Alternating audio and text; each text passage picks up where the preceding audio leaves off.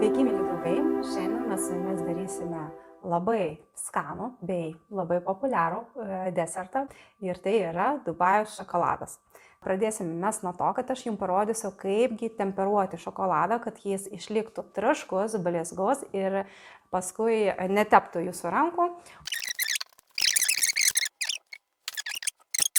Taip, tai mūsų šokoladas pastovėjo šaldytuve ir dabar mes galime jį ištraukti ir pažiūrėti, kas gavosi. Jeigu šokoladas buvo gerai temperuotas, iš tikrųjų jis turėtų labai paprastai išsitraukti iš formos ir turi būtinai blizgėti. Vat jeigu jūsų šokoladas blizga, tai reiškia, kad viskas buvo padaryta gerai. Nu ir pažiūrėsim, kas gavosi prie to.